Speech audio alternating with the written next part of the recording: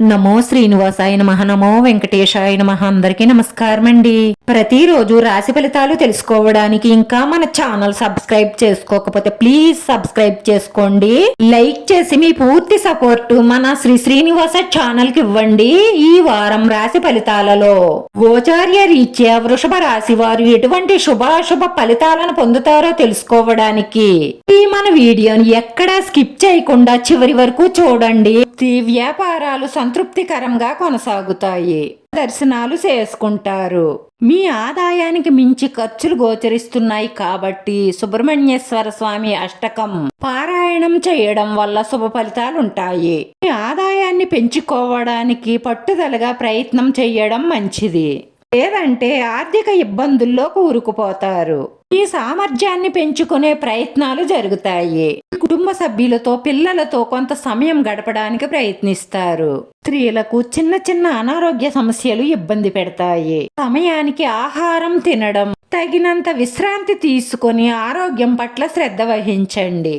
ఈ వారంలో కొత్త పనులు మొదలు పెట్టకుండా ఉండడమే మంచిది. ఆరోగ్యం మీద ప్రభావం చూపించే పనులు అసలు మొదలు పెట్టకండి. భార్యాభర్తలు ఒకరిని ఒకరు బాగా అర్థం చేసుకోవడం వల్ల మీ వైవాహిక జీవితం ప్రేమతో నిండి ఉంటుంది. విద్యార్థులకు అనుకూలమైన ఫలితాలే గోచరిస్తున్నాయి.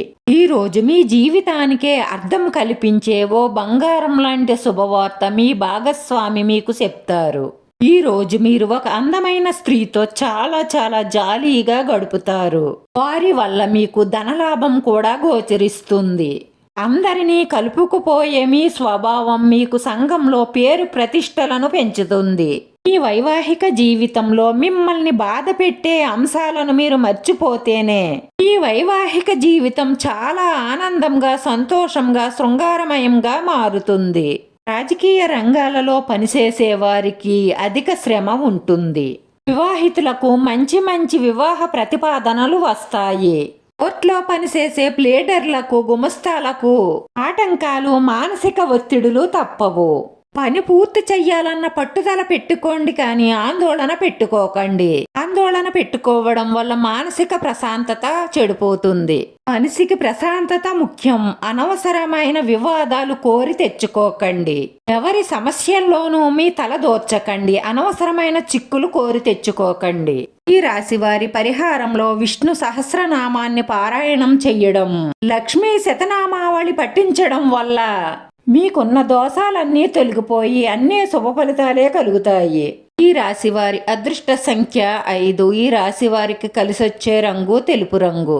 వీడియో నచ్చితే లైక్ చేయండి. మీ లైక్ మాకు ఎంతో విలువైంది. మీరు లైక్ చేయడం వల్ల ఈ వీడియో కొంతమందికి చేరుతుంది.